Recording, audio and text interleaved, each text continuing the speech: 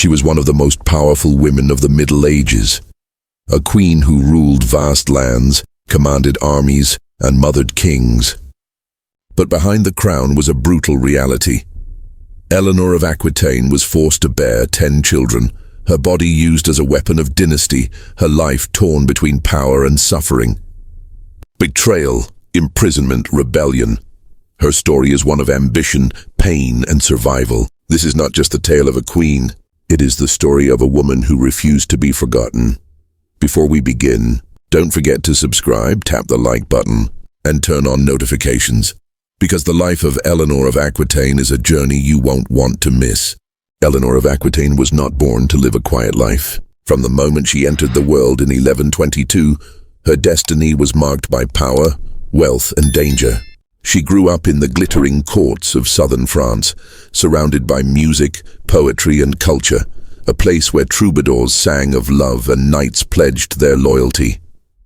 But beneath the beauty of Aquitaine lay the heavy burden of responsibility, and Eleanor would carry it sooner than anyone imagined. At just 15 years old, her life changed forever. Her father, the Duke of Aquitaine, died suddenly. Overnight, Eleanor inherited one of the largest and richest duchies in Europe.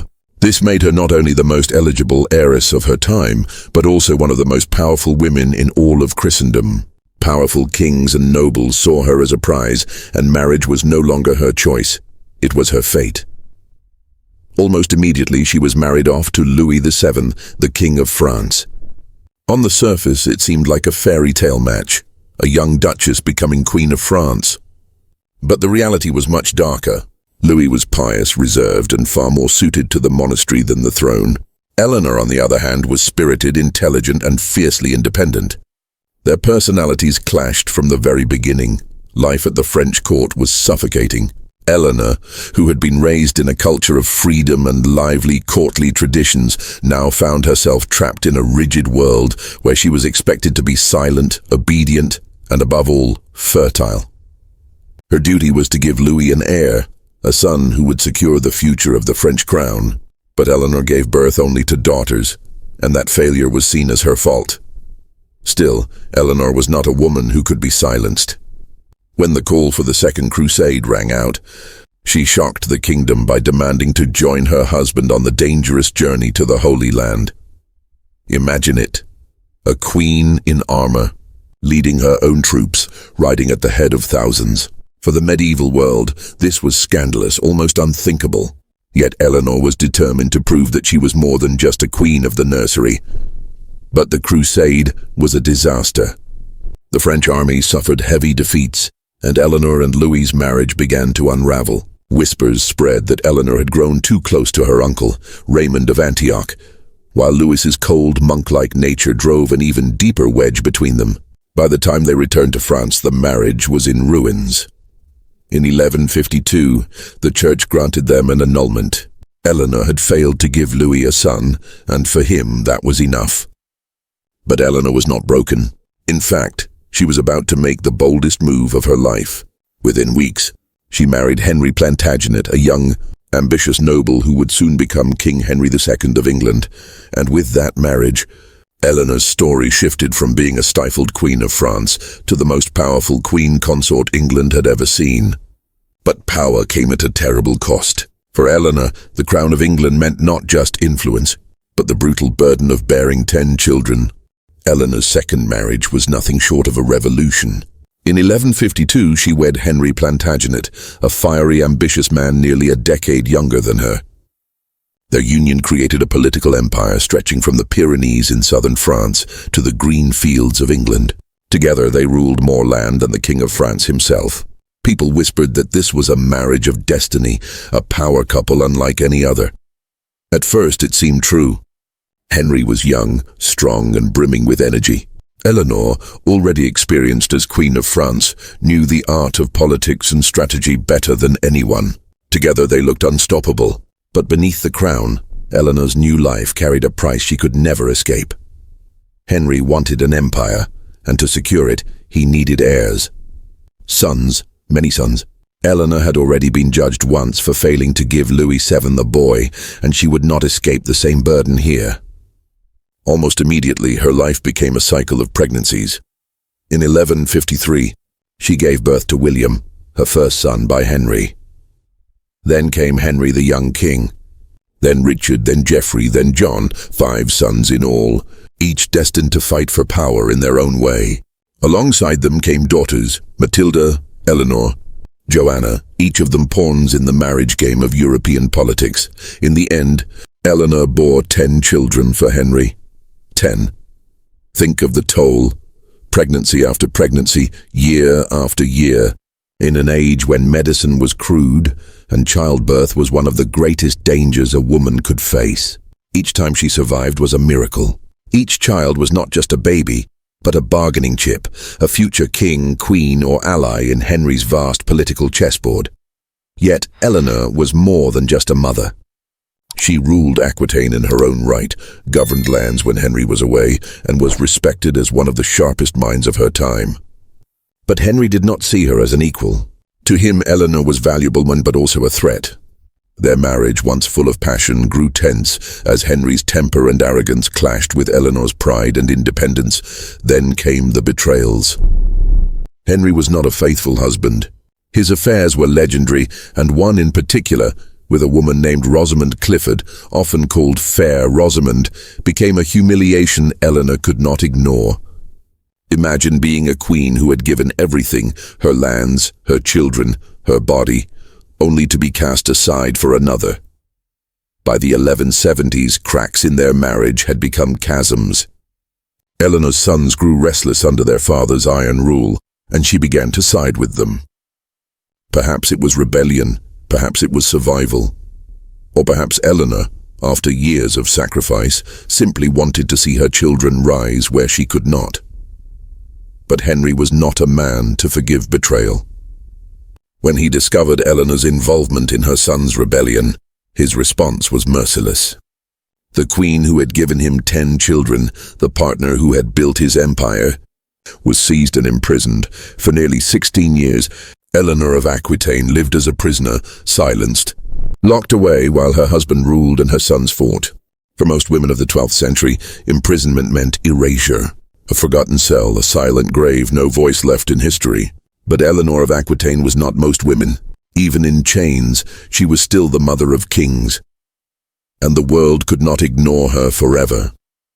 When Henry ordered her arrest in 1173, it was not just punishment, it was a message.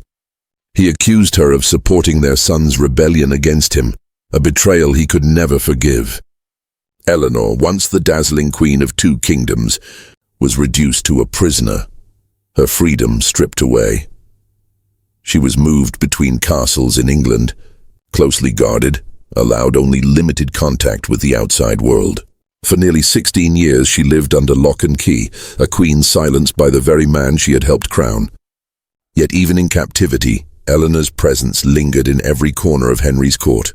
Her children, her allies, her very name, they reminded the world that she was not gone, only waiting. Meanwhile, her sons grew into restless men, each hungering for power. Henry the young king demanded more authority, Richard longed for independence, Geoffrey schemed for his own place, and John the youngest watched and waited. The family was torn apart by ambition, and Eleanor's absence only fueled the fire. Eleanor could not fight in the open, but she could influence from the shadows. Letters, whispers, and alliances kept her spirit alive. She had raised her sons to be proud and ambitious, and now they carried her defiance into battle against their father. Henry may have locked away Eleanor's body, but he could not cage her legacy. As the years passed, tragedy struck. Henry the young king died in 1183, still bitter and unfulfilled. Geoffrey fell in a tournament in 1186. Only Richard and John remained as Henry's heirs, and their rivalry grew sharper every day. By 1189, Henry's once iron grip on power began to crumble. His health failed, his allies deserted him, and even John, his favored son, turned against him. Richard, with the backing of powerful forces in France, rose against his father. And in this moment of collapse, Henry was forced to face the truth. The empire he had built was slipping through his fingers.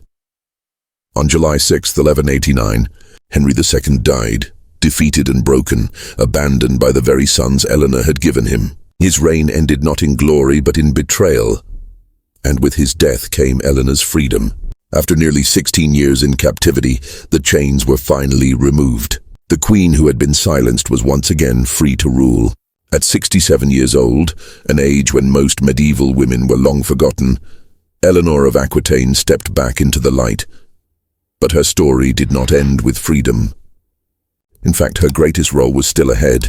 As mother to King Richard the Lionheart and later King John, Eleanor became the power behind the throne, the true Queen of England, even without a crown on her head. Eleanor of Aquitaine emerged from prison not as a broken woman, but as a force reborn. At 67 years old, an age when most medieval women were long gone from public life, she returned to power with even greater authority. Henry was dead, her son Richard was now king, and Eleanor was no longer just a queen consort. She was the Queen Mother, the most respected and feared woman in Europe. Richard, later remembered as the Lionheart, owed much of his throne to her. She had fought for his rights even while in captivity, and now he trusted her above all others. While Richard prepared to lead the Third Crusade, it was Eleanor who ruled England in his absence. She managed the kingdom's affairs, raised funds, and kept the barons in check. Imagine it. An elderly woman carrying the weight of an entire kingdom on her shoulders while her son rode off to war thousands of miles away. But Eleanor's work did not stop there. In 1191 she undertook one of the most dangerous journeys of her life. At nearly 70 years old, she traveled across the Pyrenees into Spain to escort Richard's bride, Berengaria of Navarre, to Sicily. It was a political mission, vital to securing Richard's reign, and Eleanor carried it out with the same determination she had shown in her youth. Yet Richard's reign was far from peaceful. Captured on his way home from the crusade, he was held prisoner in Germany, and once again England fell into crisis. Who stepped forward to save him? Eleanor. She raised an enormous ransom, negotiated tirelessly, and kept the fragile kingdom intact until Richard was released. Without her, the Lionheart's story might have ended in captivity, but even Richard, her beloved son, was not eternal. In 1199, he died from a wound in battle, leaving no heir. The crown now passed to Eleanor's youngest son, John. Unlike Richard, John was weak, reckless, and deeply unpopular. His reign would become infamous, remembered for failure and loss. Yet even then, Eleanor remained at the center of power, guiding him as best she could. Through it all, Eleanor endured heartbreak after heartbreak. She had buried husbands, outlived many of her children, and seen kingdoms rise and fall. And still she remained. Her wisdom, her resilience, and her sheer will kept her family's dynasty alive. By the early 1200s, Eleanor was finally ready to withdraw from the storms of politics.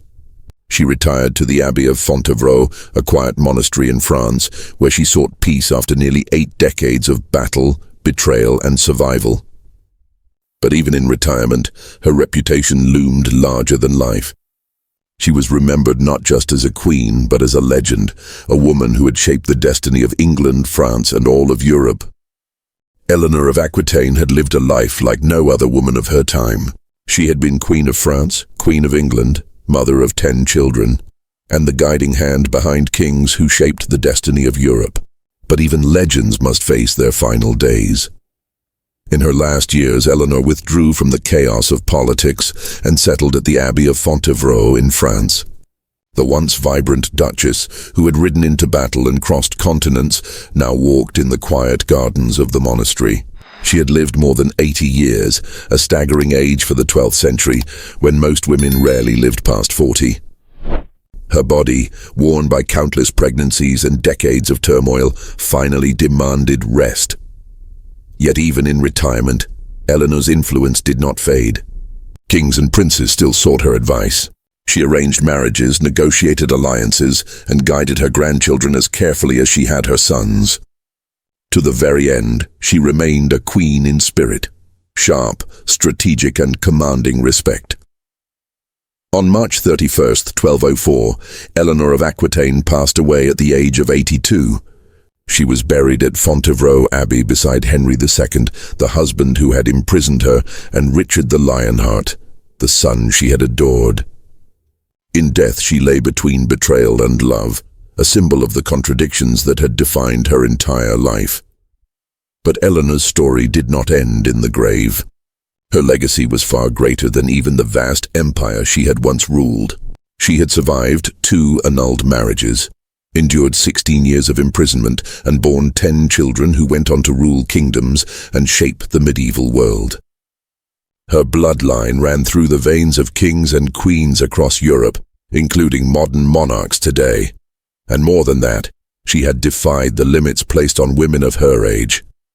In a world that sought to silence her, Eleanor's voice was never fully quieted. She commanded armies, influenced crusades, ruled territories, and stood toe-to-toe with kings.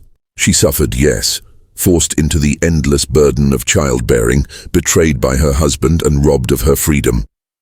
But she also triumphed, carving out a place in history not as a victim but as a survivor. Her life reminds us that power often comes at a terrible cost. Behind the crown and the grandeur lay a brutal truth. Eleanor of Aquitaine was forced into a life of sacrifice, her body and her choices bound by duty. Yet, she turned that pain into strength, shaping dynasties and leaving behind a legend that endures nearly 1,000 years later. So, when we remember Eleanor, we remember not just a queen, but a woman, fierce, flawed, resilient, and unforgettable. Thank you for watching this story. If you were moved by Eleanor's journey, don't forget to like, subscribe, and hit the bell icon, because more untold stories from history are coming soon. Until next time, remember, history is never just about the past. It's about the people who endured, survived, and refused to be forgotten.